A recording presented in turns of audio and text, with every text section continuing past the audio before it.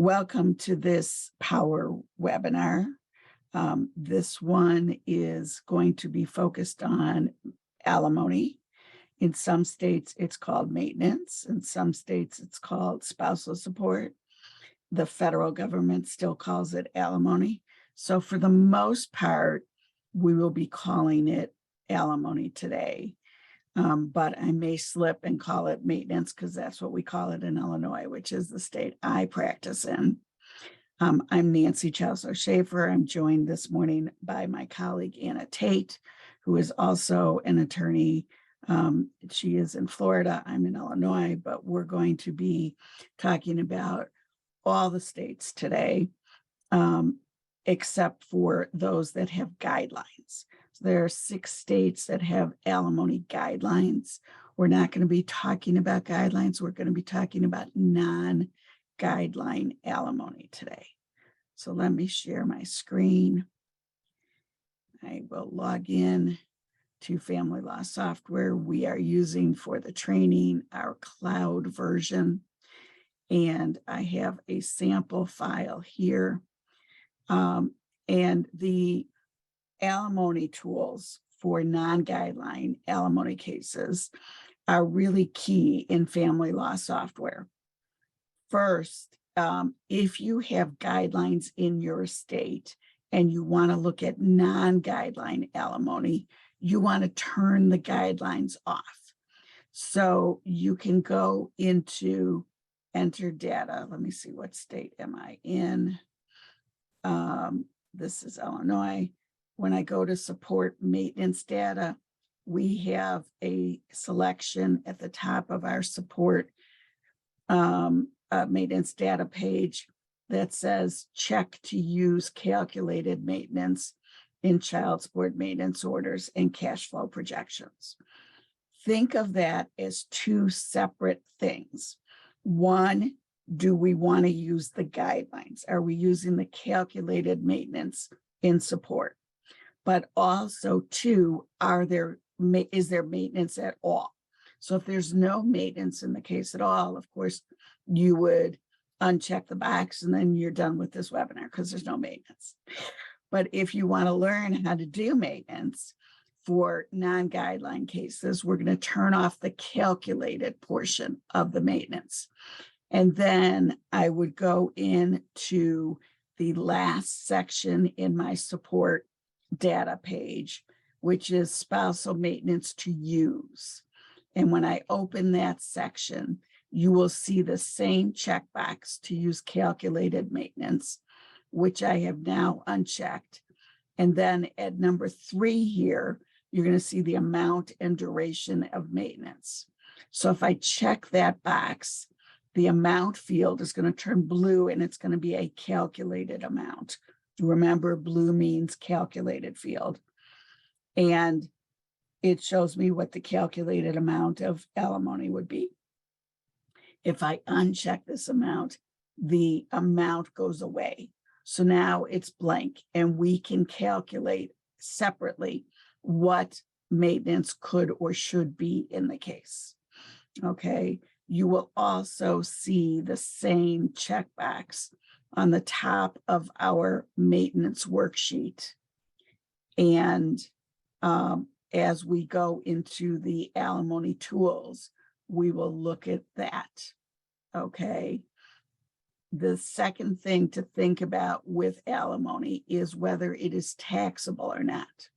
So for any maintenance amount that's ordered after January 1, 2019, maintenance is non-taxable unless it's a modification of a prior maintenance award. So for the most part, your maintenance will be non-taxable. Now we have in family law software separated out, and I'm going back to the support maintenance data page, and you'll see the taxability of spousal maintenance. In Illinois, we call it maintenance, is 2 check boxes, federal and state. So in Illinois, it is the same. If I were to change the state of filing to California, and now go back to the support data page, you can see that federal and state, again, are separate, but the state amount turns blue with no checkbox, because in California, alimony is still taxable deductible, even though federally it is not. So you want to make those selections appropriately in your state. The defaults are built into the program. So now let's look at the alimony non-guideline calculators in the program. And for that, we need the analysis section. If you are using the basic version of family law software, you will not have this section showing in your software. And you can always reach out to either Anna or I, or go on our website and upgrade to the individual cloud or firm cloud version. The state change, I went into settings and went to change state of filing. And then that allows me to pick the state I want to use for the filing, meaning what guidelines are going to apply and so on. I'm going to stay in California for right now and go back to the analysis section. And I'm going to look at the section called spousal alternatives. And in that section, we have several options. And then we will also look at the other what if under the what if section. So within those alternatives, I want to take you first to more. Always intriguing, right? What's in more? And here we have something called spousal support break even. And in this scenario, no spousal support is necessary because we have some income for Taylor. So I'm going to go to my reports, to my budget report, and see what income did we put in for Taylor. We really didn't put in any. So I'm not sure why it's coming up. Oh, because she's got a lot of child support. Right. Because it's a high income case for Blake. So I can go back in to my analysis section, and I'm going to go to the next section, break even. And let's see if we do support only. After break even, we've got the meet recipient need. And I'm just going to check the box for spousal only. In fact, I'm going to go in and take out the kids for just a moment so we don't have child support. So I'm going to go into the children's section, which if you haven't been in the last couple of weeks, we have changed this section to be more linear as opposed to a table. So I'm just going to say that the kids are not eligible for child support.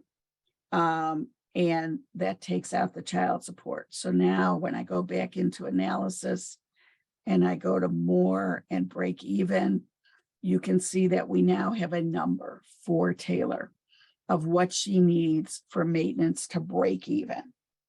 So is that a good number? It really depends on the facts of your case. If I were to show you the support impact report, which shows what spousal support would be, and I'm looking at an annual amount, so I can change that to monthly. And in the monthly amount, we're looking at about $4,000 of support. But you can see that that is not completely even here between the two parties. So that might not be the right way to go.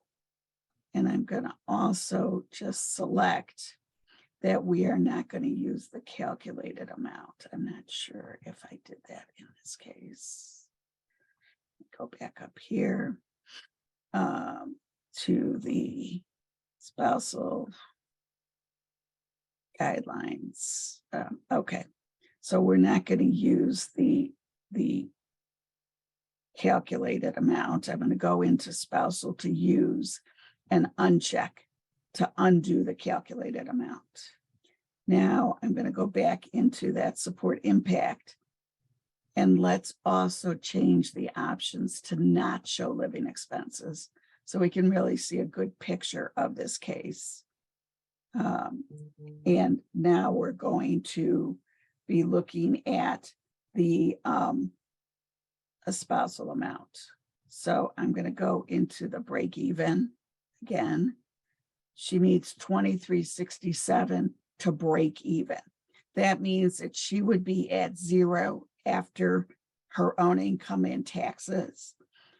And now if we wanted to use that number, I could go back in to the enter data section, support data, go down to the bottom, and under support amount to use, I can put in that 2397, right? Now, if I were to go back to the support impact report, you would see that that 2397 pretty much gives her a zero after expenses and taxes. I don't have all the expenses here. So she's pretty close, okay, to what she needs. But that may not be fair because Blake still has $7,600 a month to live on. So we want to look at other options. So if I go to meet recipient need, so the alimony break even doesn't always give you a good number. Depends on if you're including expenses and what does that mean as far as are those expenses inflated, suppressed, or depressed, and what could that work out? So I could go into meet recipient need. If I use zero as the desired after-tax income for Taylor, it's going to tell me that spousal support number as the break-even number. And I can look at what that would include. Maybe that's not the right number I want. Maybe I want Taylor to have $60,000 after expenses and taxes. And now she would need $75.38 a month. And I say, well, that's kind of high. So I can change this number, or I can add another scenario. And I can keep adding scenarios until I come up with the number I want. I can either show the short detail, or I can use the expanded report. Give it a second to resolve here. The expanded report, which will give me a little more, stay closed details. Clicked it too many times. And here's the expanded report, which gives me a little more detail on the various sources of income, as well as the various tax implications of that income and the support amount, including child support and spousal support.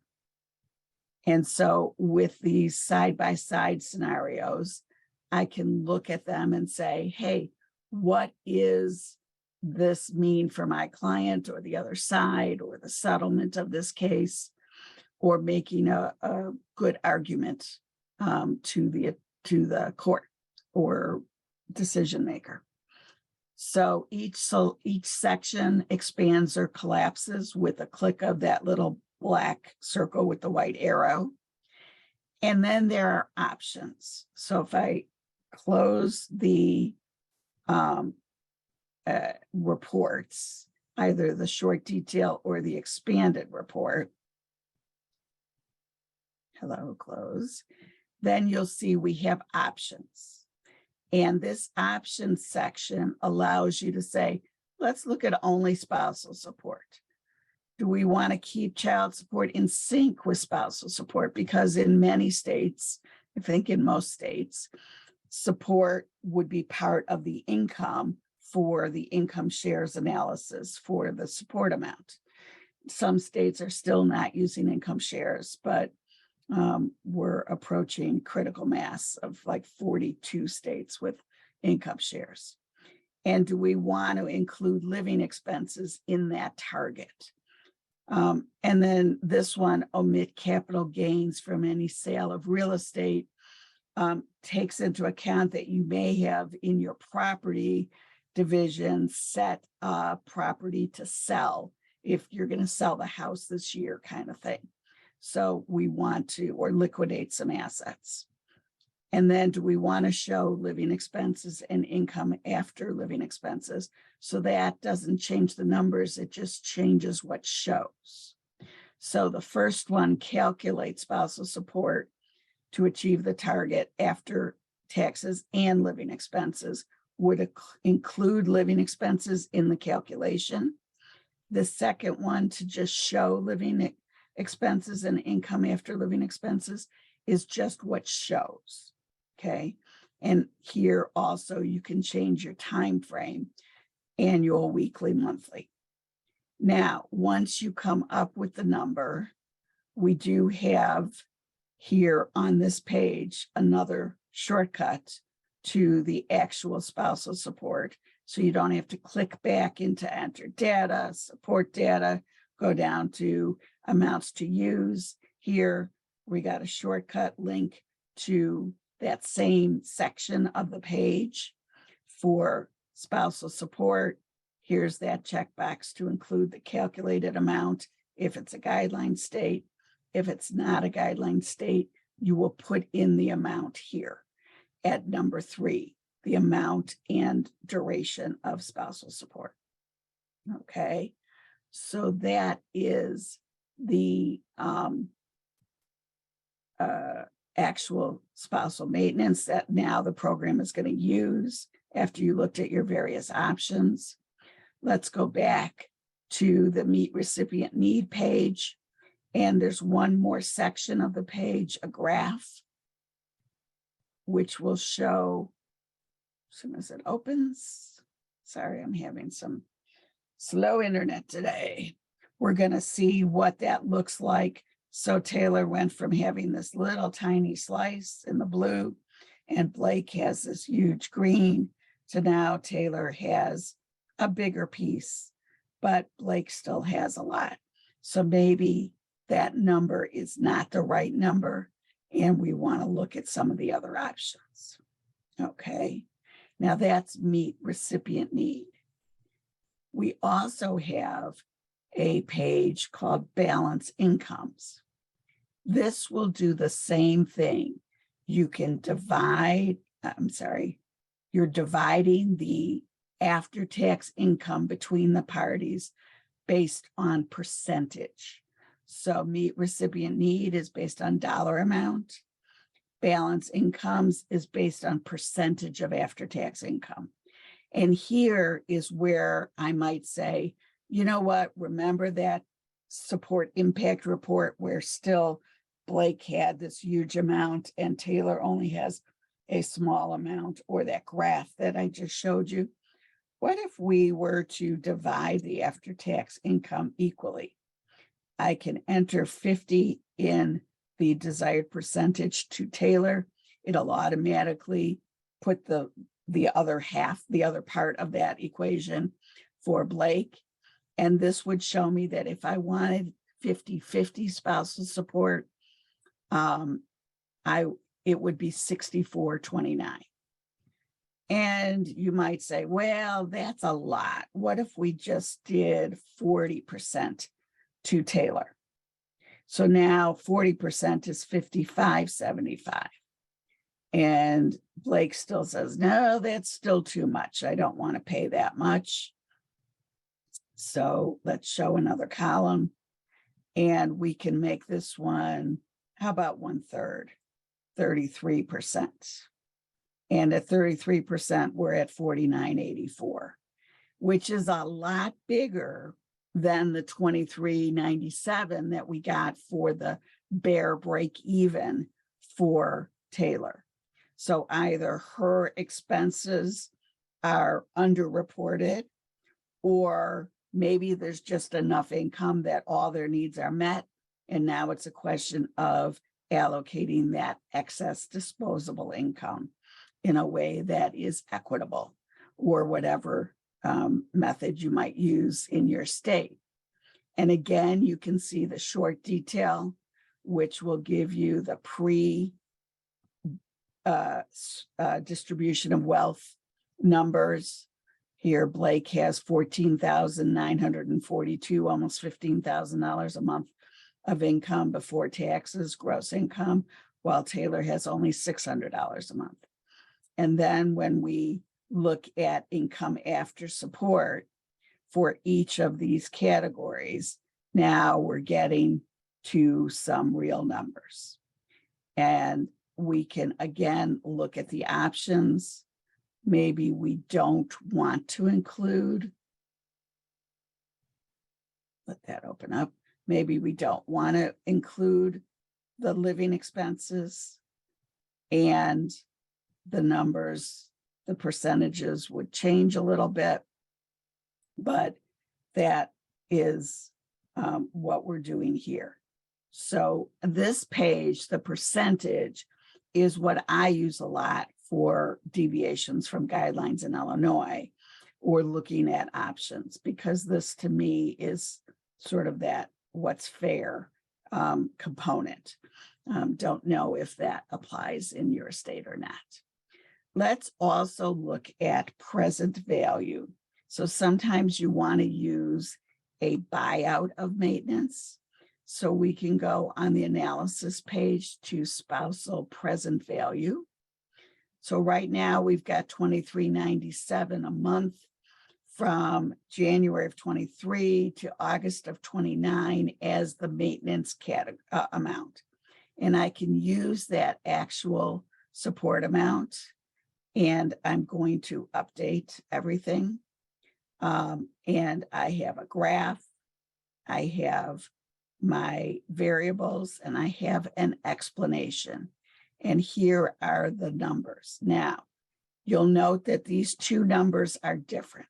The present value to Taylor and Blake are different. One reason is the taxes. Another reason is that I'm using different interest rates. So if I make the interest rate the same for both of these parties, and the interest rate is the pre-tax interest rate, or discount rate, as it's sometimes called. If you click on the help for that item, you will see that we use a recent 20-year Treasury bond rate.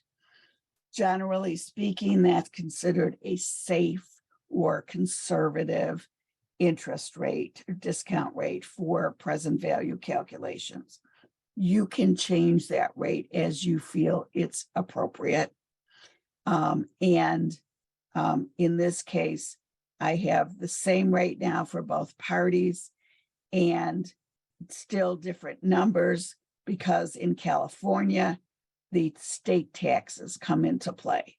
If it were taxable maintenance, federal tax would also come into play. I don't think we're buying out old maintenance awards, although I suppose it is possible. I actually just did one recently because there was a cohabitation issue.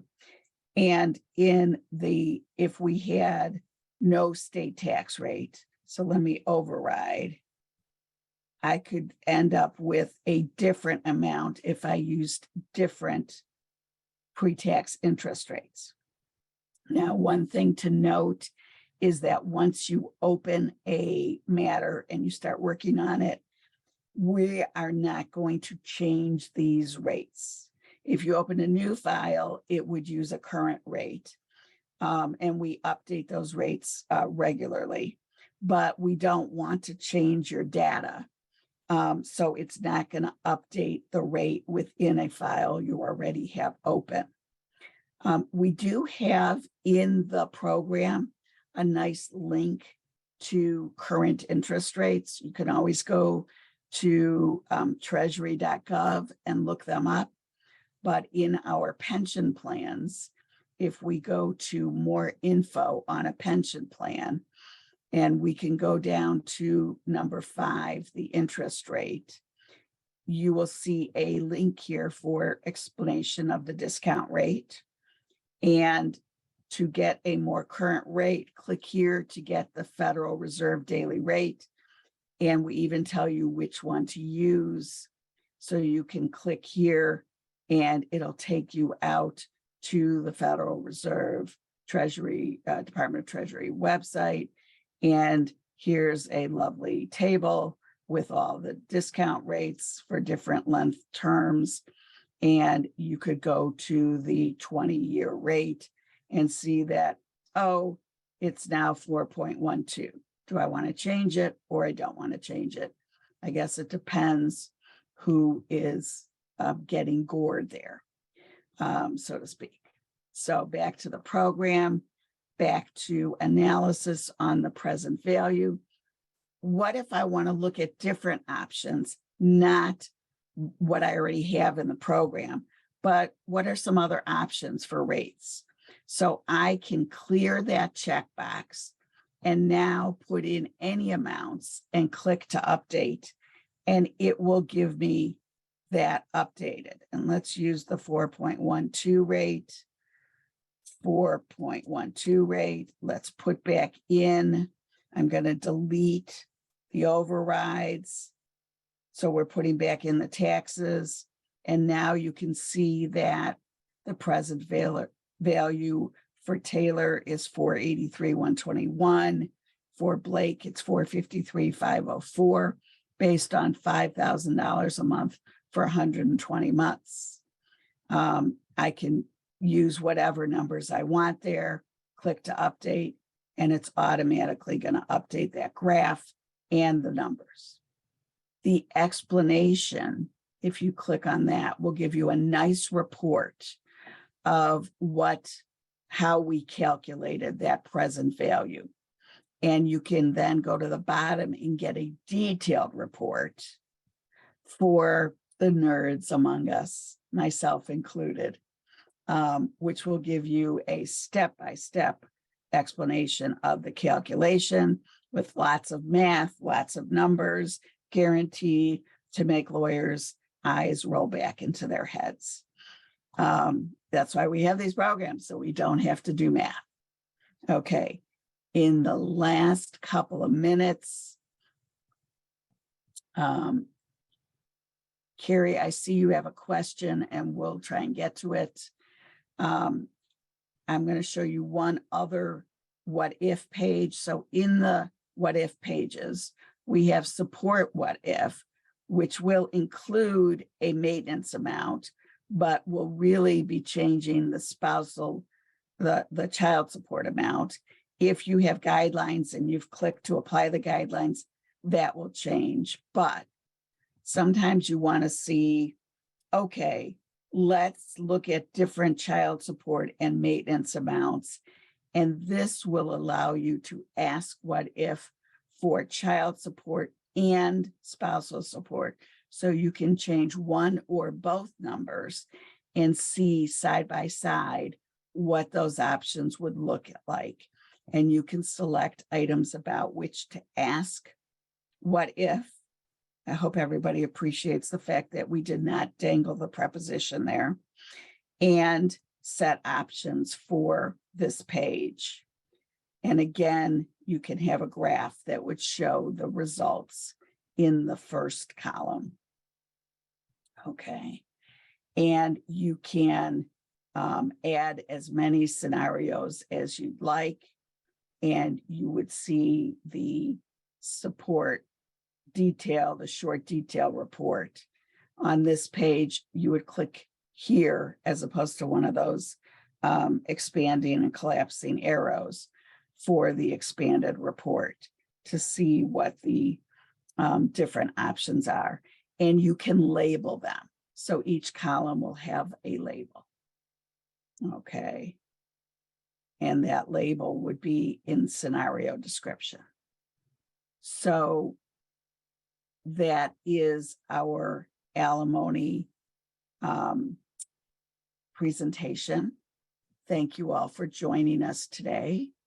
We have one more question. If you have child support guidelines and choose to have non-guideline spousal support, but predicated on the child support being paid, does FLS automatically take the guideline support into consideration when using the percentage approach?